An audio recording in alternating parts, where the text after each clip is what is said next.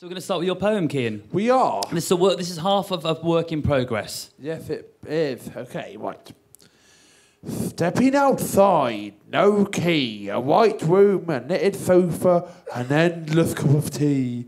I see one magpie every day. The loneliness gets me more when the winter skies are grey. There's something very dirty swept under the rug. I want to go to the Houses of Parliament and show them my arse. No, wait, I'm not going to do that. They don't deserve my arse. I'll give them this instead. I want my eyes. No collar, just white.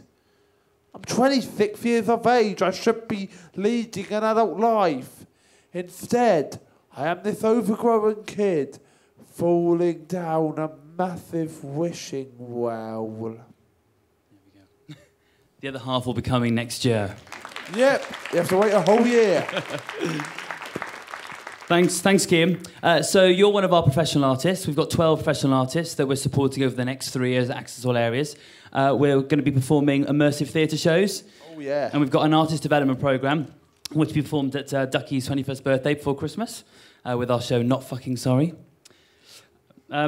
So, Cian, we're going to talk a bit about Mabel Cooper. Can we get the next one up, Mike? Thanks. Oh, yes. The fantastic Mabel Cooper. So this is Mabel Cooper. This is a lady who was a fantastic powerhouse for learned disabled people to make sure they had the, fantastic, independent, choice-making control living in their communities outside of the horrific institutions that they were locked up in for many years, and some people still are.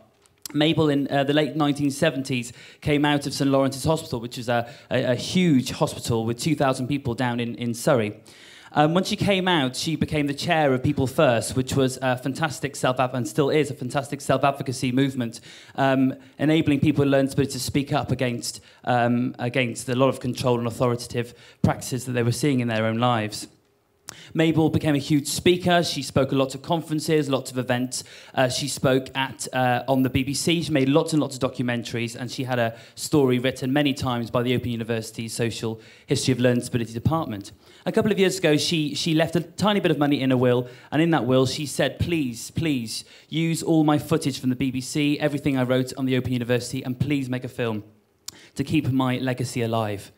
And that estate contacted us and asked us to make this short film, which we did a couple of years ago. From there, we were so excited by this whole history that we got hold of all of Mabel's medical records, of which one page is here. And it says here that Mabel was feeble-minded.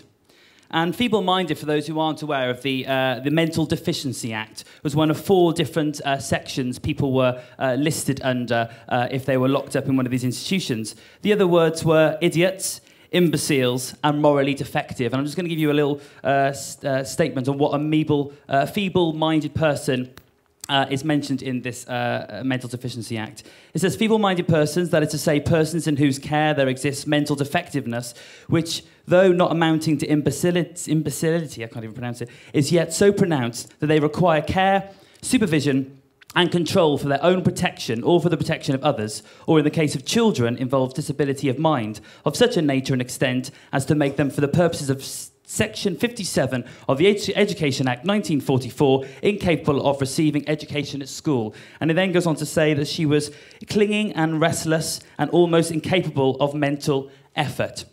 Mabel, when she left the institution, she then went on to actually be taught to learn to read and write, and she learned how to count money and became a big advocate. So, Cian, is everything changed now since Mabel fought for some of these changes? No, it hasn't really. People with learning difficulties are still locked up in institutions in their own homes, which is in somewhat worse because they've got nobody to even socialise with there. At least in their homes, they could socialise with their inmates. And basically now, society doesn't even acknowledge them deep enough doesn't even acknowledge them enough to put them in a mental home. They're just treated like they don't exist. So in Hackney, where we're based, 4,500 people supposedly have a learning disability, yet the council only works with 400. And we see the same all the way across the country, that 90% of people with learning disabilities after the age of 25 have very limited lack of provision of anything meaningful to do, never mind a job. So we're making a show, Cian, aren't we? Madhouse. We are, the So a little look at Madhouse. the picture. Yes. There we go. So there you are, Cian. We've got a that's me show, with- Madhouse, is coming soon. Next year, we're going to be on in London. We're going to Manchester. We're going to Cardiff.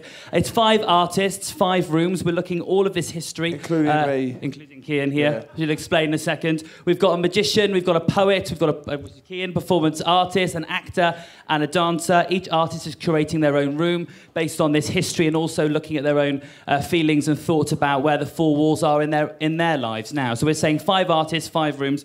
We're not going back. So, Cian, tell us a bit about your room. Yeah, my room features me as a big baby because it makes me feel like a little kid, the fact that I'm still living at home with my mum and I can't really move out of my house due to me not given the right support I need for independent living. So basically, I'm like a big kid and I'm like a big baby. Goo goo gaga. So just the last slide, Mike, if that's okay, and we're just going to give a... I know we're going to the gong, I know the gong's coming. Just a little... Cian, you got another show coming on? Yeah, the Wolverhampton Arena next week. Wolverhampton Arena. Misfit Analysis, like, yeah! Woo! That was great.